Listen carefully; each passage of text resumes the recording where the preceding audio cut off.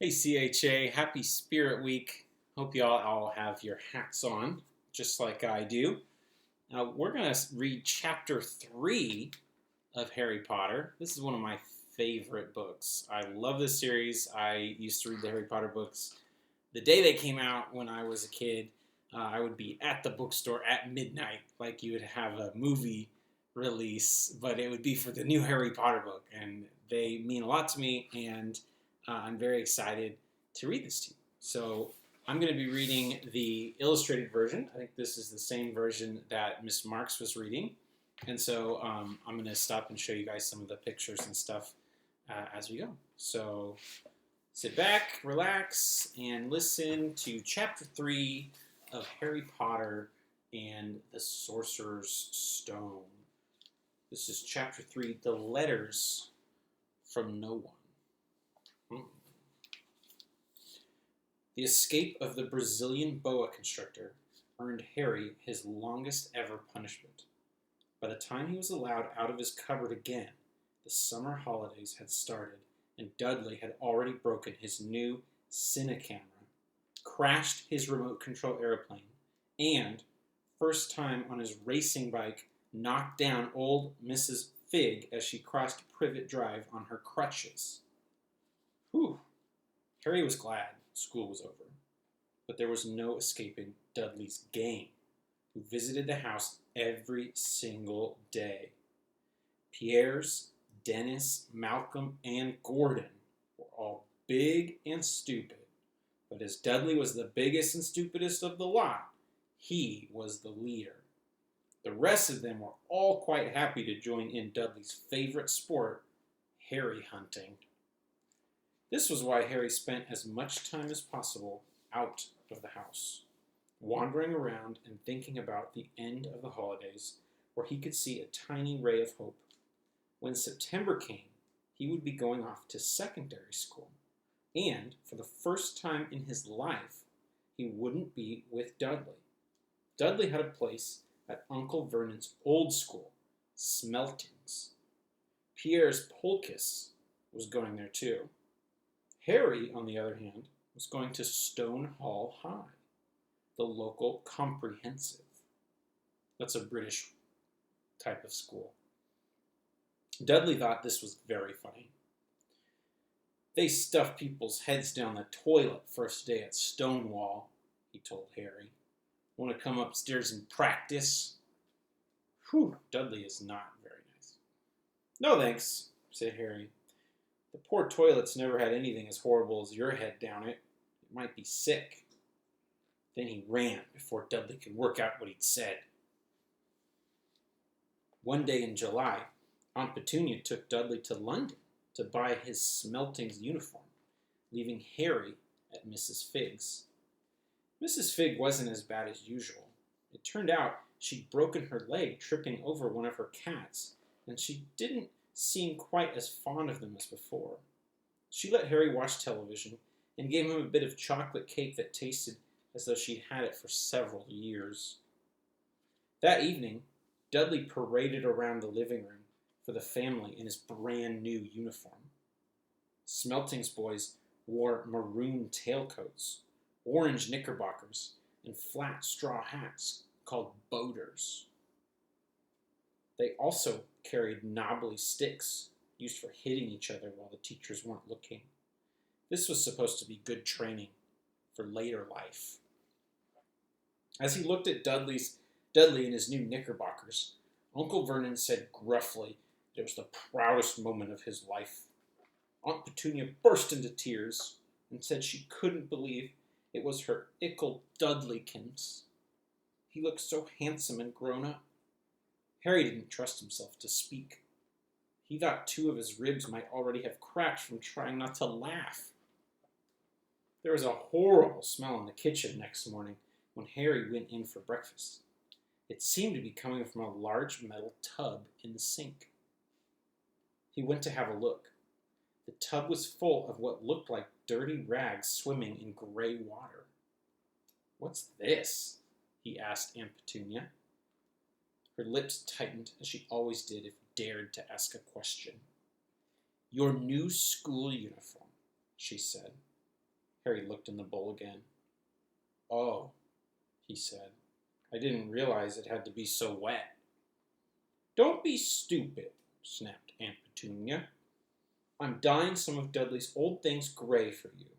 It'll look just like everyone else's when I've finished."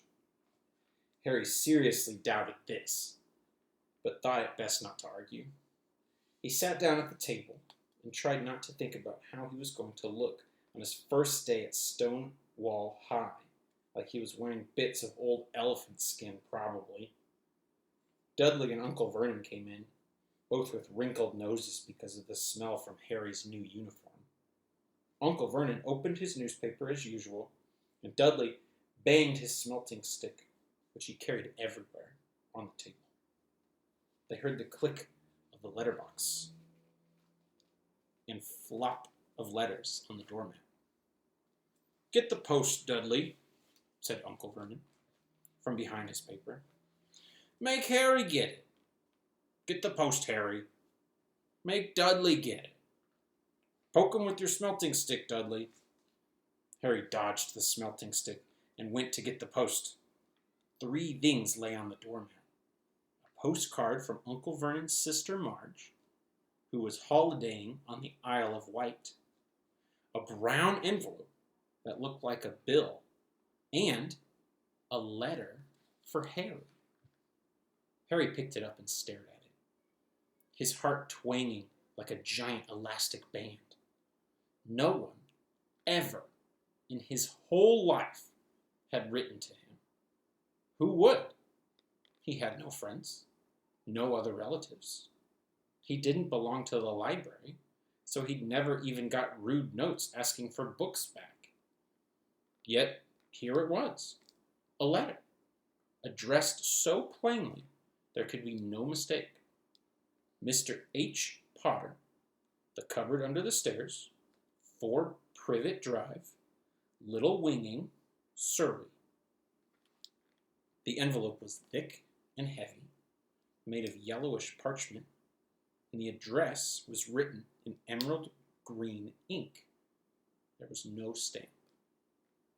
Turning the envelope over, his hand trembling, Harry saw a purple wax seal bearing a coat of arms, a lion, an eagle, a badger, and a snake surrounding a large letter H.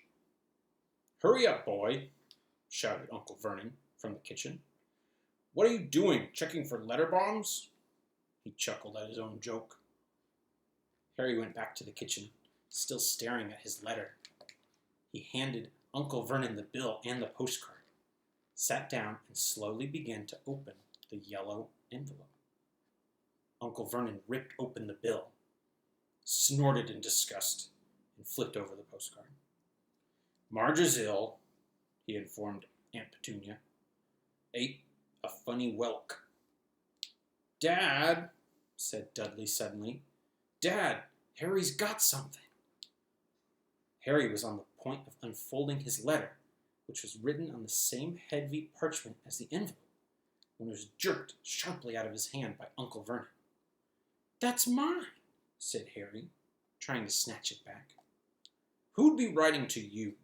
sneered Uncle Vernon, shaking the letter open from one hand and glancing at it. His face went from red to green faster than a set of traffic lights. And it didn't stop there. Within seconds, it was the grayish white of old porridge. "Petunia," he gasped. Dudley tried to grab the letter to read it, but Uncle Vernon held it high out of his reach. Aunt Petunia took it curiously and read the first line. For a moment, it looked as though she might faint. She clutched her throat and made a choking noise. "Vernon! Oh my goodness! Vernon!" They stared at each other, seeming to have forgotten that Harry and Dudley were still in the room. Dudley wasn't used to being ignored. He gave his father a sharp tap on the head with his smelting stick. "I want to read that letter," he said loudly. "I want to read it," said Harry furiously, "as it's mine." "Get out, both of you," croaked Uncle Vernon, stuffing the letter back inside its envelope. Harry didn't move. "I want my letter," he shouted. "Let me see it," demanded Dudley. "Out!" roared Uncle Vernon, and he took both Harry and Dudley by the scruffs of their necks and threw them into the hall, slamming the kitchen door behind them. Harry and Dudley promptly had a furious but silent fight over who would listen to the keyhole. Dudley won, so Harry, his glasses dangling from one ear, lay flat on his stomach to listen at the crack between door and floor. "Vernon," Aunt Petunia was saying in a quivering voice, "look at the address. How could they possibly know where he sleeps? You don't think they're watching the house?" "Watching, spying, might be following us," muttered Uncle Vernon wildly. "But what should we do, Vernon? Should we write back? Tell them we don't want—" Harry could see Uncle Vernon's shiny black shoes pacing up and down the kitchen. "No," he said finally. "No, we'll ignore it. If they don't get an answer, yes, that's best. We won't do anything."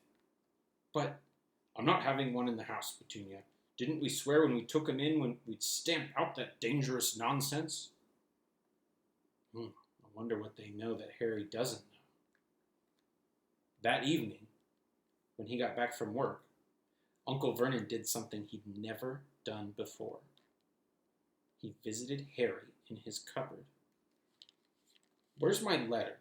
said Harry, the moment Uncle Vernon had squeezed through the door. "Who's writing to me?" "No one. It was addressed to you by mistake," said Uncle Vernon shortly. "I have burned it." "It was not a mistake," said Harry angrily. "It had my cupboard on it." "Silence!" yelled Uncle Vernon, and a couple of spiders fell from the ceiling.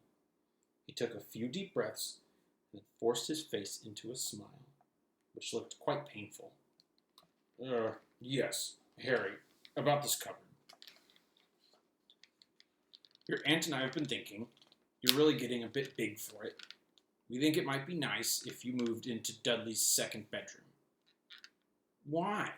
said Harry. "Don't ask questions," snapped his uncle. "Take this stuff upstairs now."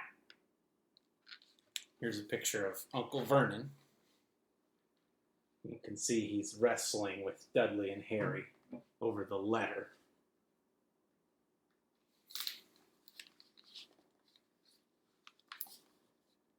The Dursleys' house had 4 bedrooms, one for Uncle Vernon and Aunt Petunia, one for visitors, usually Uncle Vernon's sister Marge, one where Dudley slept, and one where Dudley kept all the toys and things that wouldn't fit into his first bedroom. It only took Harry one trip upstairs to move everything he owned from the cupboard to his room. He sat down on the bed and stared around him. Nearly everything in here was broken. The month-old Cinecamera was lying on top of a small working tank Dudley had once driven over the next door's dog. In the corner was Dudley's first ever television set, which he'd put his foot through when his favorite program had been canceled. There was a large bird cage, which had once held a parrot that Dudley had swapped at school for a real air rifle, which was up on a shelf with the end all bent because Dudley had sat on it. Other shelves were full of books. They were the only things in the room that looked as though they'd never been touched. From downstairs came the sound of Dudley bawling at his mother. "I don't want him in there. I need that room. Make him get out." Harry sighed and stretched out on the bed. Yesterday he'd have given anything to be up here. Today he'd rather be back in his cupboard with that letter than up here without it. Next morning at breakfast, everyone was rather quiet. Dudley was in shock. He'd screamed, whacked his father with his smelting stick, been sick on purpose, kicked his mother, and thrown his tortoise through the greenhouse roof. And he still didn't have his room back. Harry was thinking about this time yesterday, and bitterly wishing he'd opened the letter in the hall. Uncle Vernon and Aunt Petunia kept looking at each other darkly. When the post arrived, Uncle Vernon, who seemed to be trying to be nice to Harry, made Dudley go and get it. They heard him banging things with his smelting stick all the way down the hall. Then he shouted, "There's another one! Mr. H. Potter, the smallest bedroom, 4 Privet Drive." With a strangled cry, Uncle Vernon leapt from his seat and ran down the hall, Harry right behind him. Uncle Vernon had to wrestle Dudley to the ground to get the letter from him, which was made difficult by the fact that Harry had grabbed Uncle Vernon around the neck from behind. After a minute of confused fighting, in which everyone got hit a lot by the smelting stick, Uncle Vernon straightened up, gasping for breath, with Harry's letter clutched in his hand. "Go to your cupboard. Your bedroom," he wheezed at Harry. "Dudley, go. Just go." Harry walked round and round his new room. Someone knew he had moved out of his cupboard, and they seemed to know he hadn't received his first letter. Surely that meant they'd try again. And this time, he'd make sure they didn't fail. He had a plan. The repaired alarm clock rang at 6 o'clock the next morning. Harry turned it off quickly and dressed silently. He mustn't wake the Dursleys. He stole downstairs without turning on any of the lights. He was going to wait for the postman on the corner of Privet Drive and get the letters for number 4 first. His heart hammered as he crept along the dark hall towards the front door. "Ugh!" Harry leapt into the air. He'd trodden on something big and squashy on the doormat. Something alive. Lights clicked on upstairs, and to his horror, Harry realized that the big squashy something had bit his uncle's face. Uncle Vernon had been lying at the foot of the front door in his sleeping bag, clearly making sure that Harry didn't do exactly what he'd been trying to do. He shouted at Harry for about half an hour, and then told him to go and make a cup of tea. Harry shuffled miserably off into the kitchen. By the time he got back, the post had arrived, right into Uncle Vernon's lap. Harry could see 3 letters addressed in green ink. "I want," he began, but Uncle Vernon was tearing the letters into pieces before his eyes. Uncle Vernon didn't go to work that day. He stayed at home and nailed up the letterbox. You can see he's nailing boards, nailing the door shut so no more letters can get through.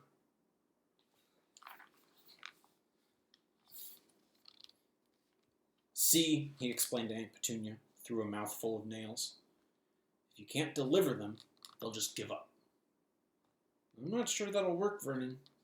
"Oh, these people's minds work in strange ways, Petunia. They're not like you and me," said Uncle Vernon, trying to knock in a nail with a piece of fruit cake Aunt Petunia had just brought him. On Friday, no fewer than 12 letters arrived for Harry. As they couldn't go through the letterbox, they had been pushed under the door, slotted through the sides, and a few even forced through the small window in the downstairs toilet. Uncle Vernon stayed at home again. After burning all the letters, he got out a hammer and nails and boarded up the cracks around the front and back doors so no one could go out. He hummed Tiptoe Through the Tulips as he worked and jumped at small noises. On Saturday, things began to get out of hand. 24 letters to Harry found their way into the house, rolled up and hidden inside each of the 24 eggs that their very confused milkman had handed Aunt Petunia through the living room window. While Uncle Vernon made furious telephone calls to the post office and the dairy, trying to find someone to complain to, Aunt Petunia shredded the letters in her food mixer. "Who on earth wants to talk to you this badly?" Dudley asked Harry in amazement. On Sunday morning, Uncle Vernon sat down at the breakfast table looking tired and rather ill, but happy. "No post on Sundays," he reminded them happily, as he spread marmalade on his newspapers. "No letters today." Something came whizzing down the kitchen chimney as he spoke, and caught him sharply on the back of the neck. Next moment, 30 or 40 letters came pelting out of the fireplace like bullets. The Dursleys ducked, but Harry leapt into the air trying to catch one. Out! Out! Uncle Vernon seized Harry around the waist and threw him into the hall. When Aunt Petunia and Dudley had run out with their arms over their faces, Uncle Vernon slammed the door shut. They could hear the letters still streaming into the room, bouncing off the walls and floor. "That does it," said Uncle Vernon, trying to speak calmly, but pulling great tufts out of his mustache at the same time. "I want you all back here in 5 minutes, ready to leave. We're going away. Just pack some clothes, no arguments." He looked so dangerous with half his mustache missing that no one dared argue. 10 minutes later, they had wrenched their way through the boarded-up doors and were in the car, speeding towards the motorway. Dudley was sniffling in the back seat. His father had hit him round the head for holding them up while he tried to pack his television, video, and computer in his sports bag. They drove, and they drove. Even Aunt Petunia didn't dare ask where they were going. Every now and then, Uncle Vernon would take a sharp turning and drive in the opposite direction for a while. Shake 'em off, he would mutter whenever he did this. They didn't stop to eat or drink all day. By nightfall, Dudley was howling. He'd never had such a bad day in his life. He was hungry. He'd missed 5 television programs he'd wanted to see, and he'd never gone so long without blowing up an alien on his computer. Uncle Vernon stopped at last outside a gloomy-looking hotel on the outskirts of a big city. Dudley and Harry shared a room with twin beds and damp, musty sheets.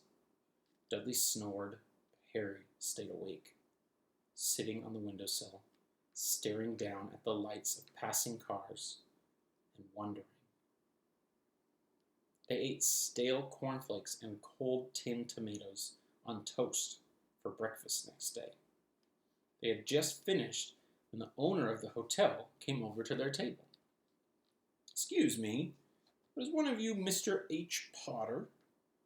Only I got about 100 of these at the front desk." She held up a letter so they could read the green ink address. Mr. H. Potter, room 17, Railview Hotel, Cokeworth. Harry made a grab for the letter, but Uncle Vernon knocked his hand out of the way. The woman stared. "I'll take them," said Uncle Vernon, standing up quickly and following her from the dining room. "Wouldn't it be better just to go home, dear?" Aunt Petunia suggested timidly, hours later. But Uncle Vernon didn't seem to hear her. Exactly what he was looking for, none of them knew.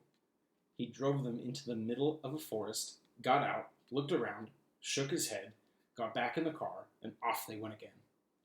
The same thing happened in the middle of a plowed field, halfway across a suspension bridge, and at the top of a multi-story car park. "Daddy's gone mad, hasn't he?" Dudley asked Aunt Petunia duly late that afternoon. Uncle Vernon had parked at the coast, locked them all inside the car, and disappeared. It started to rain.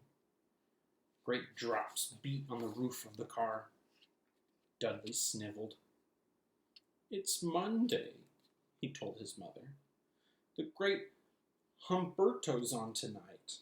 I want to stay somewhere with a television." Monday. This reminded Harry of something. If it was Monday, and you could usually count on Dudleys to know the days of the week because of television, then tomorrow, Tuesday, was Harry's 11th birthday. Of course, his birthdays were never exactly fun. Last year, the Dursleys had given him a coat hanger and a pair of Uncle Vernon's old socks. Still, you weren't 11 every day. Uncle Vernon was back, and he was smiling. He was also carrying a long, thin package and didn't answer Aunt Petunia when she asked what he brought.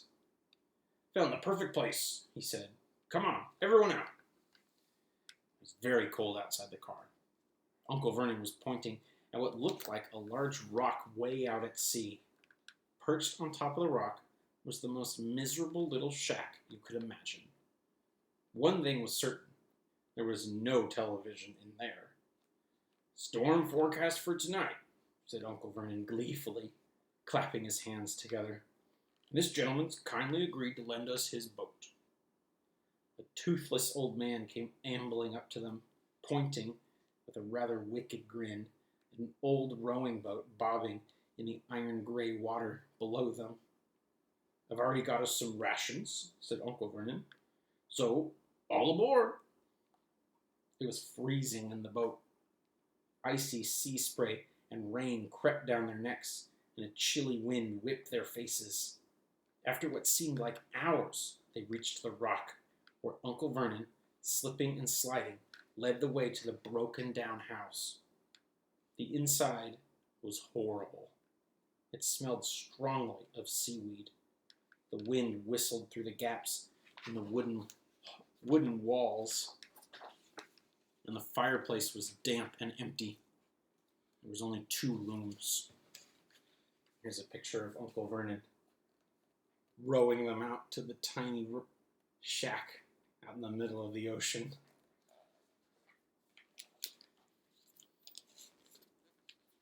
Uncle Vernon's rations turned out to be a pack of crisps each and 4 bananas. He tried to start a fire, but the empty crisp packets just smoked and shriveled up. "Could do with some of those letters now, he said cheerfully. He was in a very good mood. Obviously, he thought nobody stood a chance of reaching them here in a storm to deliver post. Harry privately agreed, though the thought didn't cheer him up at all. As night fell, the promised storm blew up around them. Spray from the high waves splattered the walls of the hut, and a fierce wind rattled the filthy windows. Aunt Petunia found a few moldy blankets in the second room and made up a bed for Dudley on the moth-eaten sofa. She and Uncle Vernon went off to the lumpy bed next door, and Harry was left to find the softest bit of floor he could and to curl up under the thinnest, most ragged blanket. The storm raged more and more furiously as the night went on. Harry couldn't sleep. He shivered and turned over, trying to get comfortable, his stomach rumbling with hunger. Dudley's snores were drowned by the low rolls of thunder that started near midnight. The lighted dial of Dudley's watch, which was dangling over the edge of the sofa on his fat wrist, told Harry he'd be 11 in 10 minutes' time. He lay and watched his birthday tick nearer, wondering if the Dursleys would remember at all, wondering where the letter writer was now. 5 minutes to go. Harry heard something creak outside. He hoped the roof wasn't going to fall in, although he might be warmer if it did. 4 minutes to go. Maybe the house in Privet Drive would be so full of letters when they got back that he'd be able to steal one somehow. 3 minutes to go. Was that the sea slapping hard on the rock like that? And 2 minutes to go. What was that funny crunching noise? Was the rock crumbling into the sea? 1 minute to go and he'd be 11. 30 seconds? 20? 10? 9? Maybe he'd wake Dudley up, just to annoy him. 3? 2? 1? Boom! The whole shack shivered, and Harry sat bolt upright, staring at the door. Someone was outside, knocking to come in. That is the end of Chapter 3. Thank you guys for listening. I am excited to keep reading. I hope y'all are too. And have a fantastic week and stay safe. And we miss you all. Bye.